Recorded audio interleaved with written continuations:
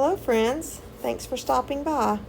Today I'm going to create a double page layout of a very long hike we took while we were in Rocky Mountain National Park in Colorado. I'm going to be working from a sketch.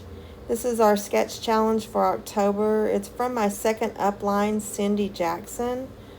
Looks like we're going to be using several strips of paper or cardstock, but before we make our paper choices, let me show you my photos. This was the Wild Basin Trailhead, which is in the southeast corner of the park. These two photos will be on the left side of the page. This larger photo was as we were just entering the park and starting off on our hike. It was a little on the cool side and raining off and on, so we started out with our jackets on, but it didn't take long for it to warm up. The second photo is our first stop on the trail. It's called Copeland Falls. And then on the right side, we're going to have two columns of 3x3s. I'll tell you more about these photos as we go along. They're going to be arranged something like this. I do want to make sure and put the, I didn't want pictures with people in it just right on top of each other. So I made sure and move those over to the offset each other. I'm also going to make one solid mat around my photos because I have a very large story to tell and I want to do it as a hidden journaling. So I'm going to make one big mat so that I can hide this journaling behind there. I saw Kelly Baxter Fitzgerald over at Snips by Kelly do this, and I thought that would be perfect because my story is so big and I knew it wouldn't fit anywhere else. Now I also have a couple of these supporting photos, just some little scenery that we came across while we were hiking. The aspen trees, as we got higher up, they were already turning the really pretty fall colors, and this was in August. So I thought that was really pretty. I wanted to include that. For our paper choices, I'm going to be using the Weekend Adventures. This collection is really great for outdoor photos. I'm also going to pull in the Country Woods. We'll see if we can find some papers in there that we can mix in with this Weekend Adventures packet. But I think for the stripes that we're going to use across the middle, the papers in this Weekend Adventure will be absolutely perfect. We just need to see if we can mix and match them and find a combination that we really like. I do want to try to sort them to where the light colors and the dark colors are not just right next to each other. So we're going to move these around a little bit and see if we can find a combination that we really like and get all these solid pieces out. We have 5 strips that we're going to need, and I have 5 different papers here. So I think that's going to work perfect. We might look and see. Let me see what this one would look like on the bottom. I really don't like the stripes right on the bottom. I think I'd rather have the check pattern or the buffalo plaid pattern on the bottom. And I think that's going to look great. So let me get some of these cut down and we'll see if we can pick out some more paper to go with it. Okay, I cut down those strips and I pulled out a couple pieces of the Country Woods just to look at. This one on the left is a lighter. I didn't want anything really dark because I wanted my photos to really pop off of there. But I think I'm going to go with this one on the left side. I think my embellishments and my photos will pop off of that a lot more than the one on the right. So I cut those down. I had just enough paper. I had one sheet, so I cut those down. And now we're going to get started finding some mats. I have some Pecan Pie, which is a coordinating color in this DSP pack. And I will put a white mat also around my photos. But I'm just not sure if that pumpkin pie is enough for them to really pop off of that paper. even with a white mat. I really like this. But let me see, I also have this crushed curry. Let's slide that behind there. I think this will pick up on some of the other colors, the yellows in my pictures. I have some yellow in the trees on the left, those aspen trees that were turning. And then in the little trail marker as it was going down the trail. So that could help support this paper as well. Let me get these cut down and we'll see which one that we are going to like the best. And I'll also get some white mats put around my pictures as well. Alright, I decided I did like the Pecan Pie cardstock next to my strips of pattern paper, but I didn't want to give up that yellow. So I did a tiny mat in the crushed curry. Then I double matted it. I double matted my focal photo on the left and my column of photos on the right. I made sure I cut it large enough to hold that journaling card. I wanted to make sure I had enough room for it to slide all the way in. Now I did ink distress around all the strips of my pattern paper with Pecan Pie ink. So I want to do some ink distressing around these photo mats as well. And while I ink around these, I'll tell you a little bit about this hike.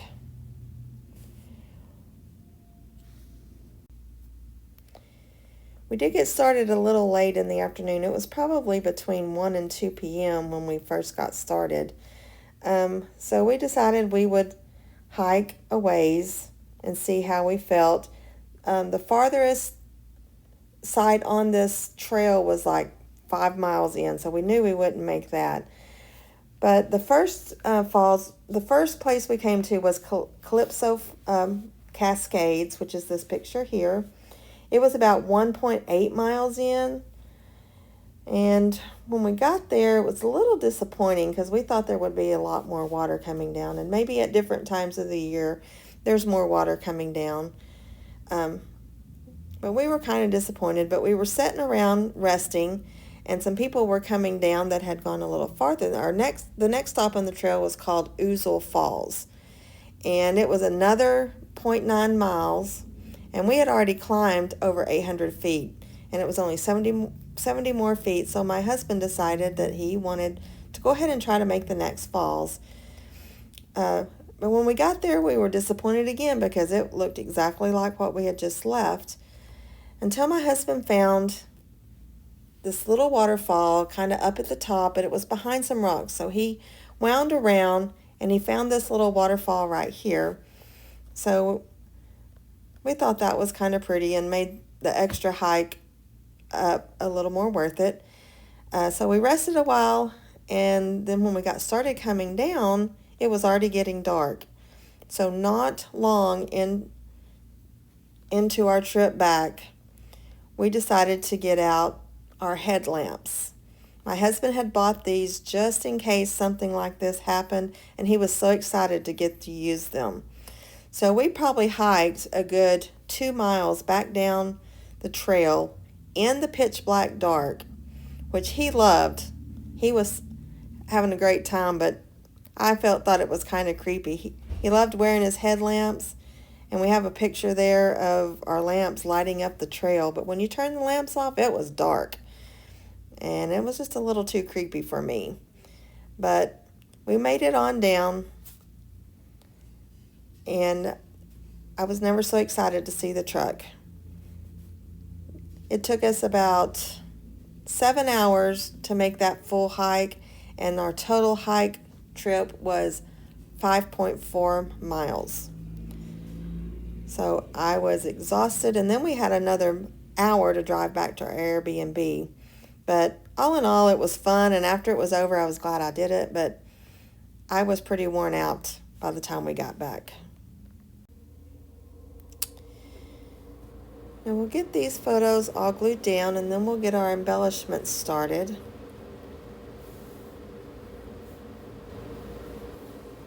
For embellishments, I'm going to bring in the Scenic Adventures dies.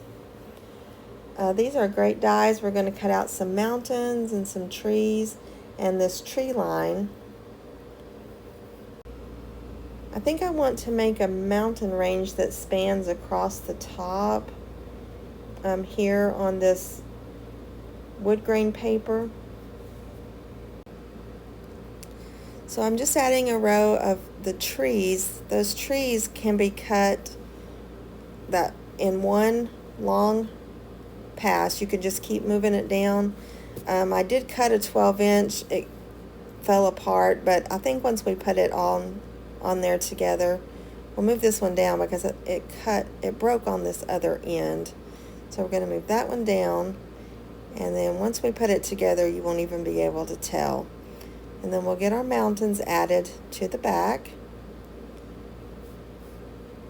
And we have these little cutouts from the mountains that slide in to make it look like mountains that are further behind.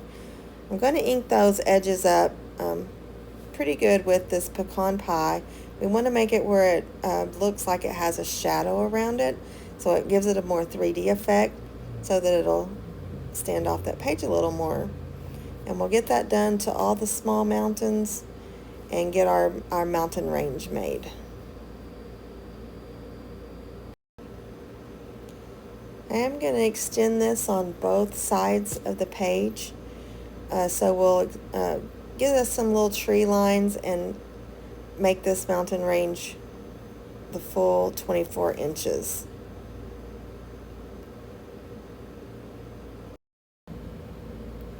Okay, I went ahead and got those straightened up and all glued down off camera. Now we're going to work on our hidden journaling. We're going to there's a couple ways you can do this. You can run foam dimensional tape around the edges of your mat, and that will keep your journaling piece from going any further when you put it in from the front side. But I'm traveling right now and I don't have any foam tape with me, so I'm going to show you an alternative. I've cut some 1/4 inch strips of white cardstock, and I'm going to glue them together.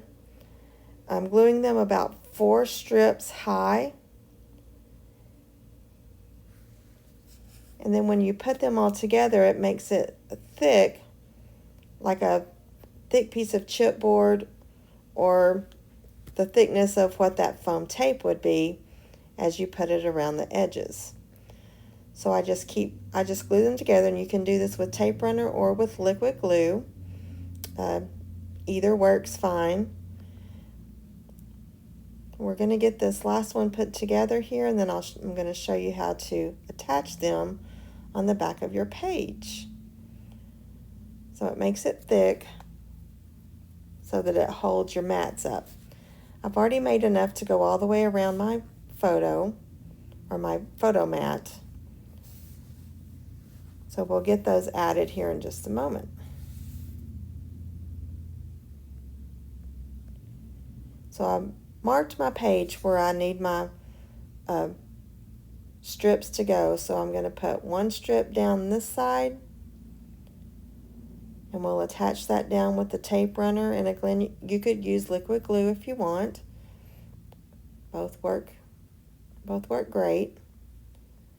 But we'll get those attached on all 4 sides, and then that's going to provide a stopping point when we slide the journaling in from the front side.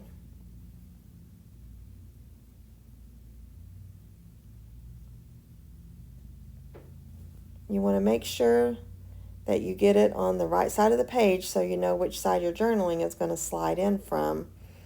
I'm going to have to cut this one down a little bit. I made it a little bit too long, but it doesn't have to cover every single spot. Just as long as you got a nice big strip down through there so that your journaling won't push all the way through when you slide it in. So now we'll turn it over and let's give it a test. We're going to see if that journaling card will slide in. You still have to help it just a little bit, but that gives it a guide to go in and out of. So we may need to adjust it just a little bit, but I can do that off camera and get it all ready where it'll slide in. Okay. Now for our cluster down on this right side, we're going to make it kind of a dual cluster. We're going to attach it to this little journaling card so that it gives us a pull tab for pulling that in and out. When your journaling is slid all the way in, it'll just look like your cluster down on the right side. But I have this little log round that I think will be a perfect grounding spot for our little cluster. I'm going to cut it in half because most of it's hidden behind anyways. So we'll get that half glued down onto our journaling, and we can probably find a place to put the other half on the other side. That way we can bring it to both sides of the page. So let's check it out and see if that's going to slide in and out. And looks pretty good.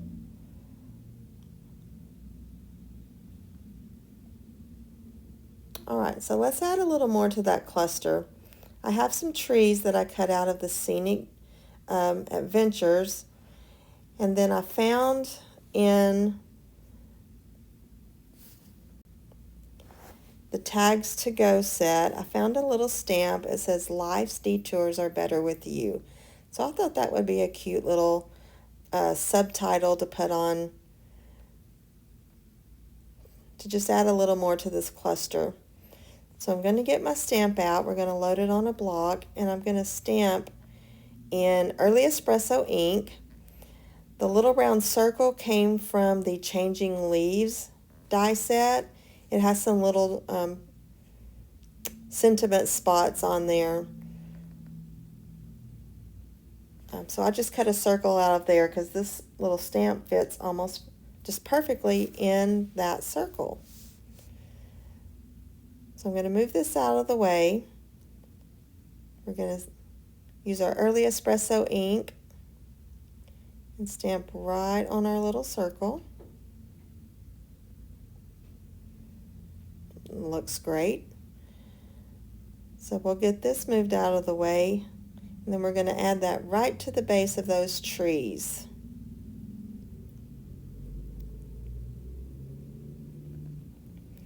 I also have from this last paper pumpkin set, the September set, a little acorn stamp. Paper Pumpkin is a monthly subscription card kit that you can subscribe to, and you get a kit each month. It has everything in there to make the cards that are in that month's box.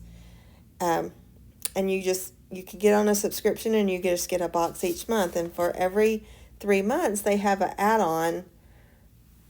Also, it's a little stamp and die set that goes with your paper pumpkin for that month.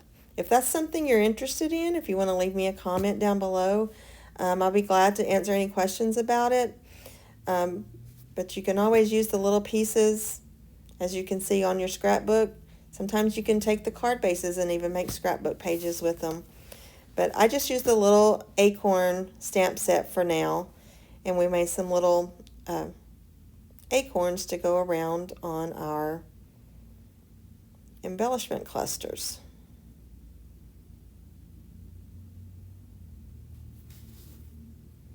Alright, so there's our cluster. So we'll slide that journaling back into that box, and that leaves us with a embellishment cluster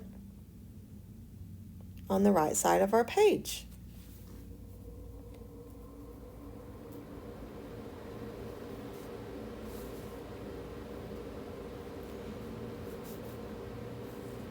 Now we're going to work on our title.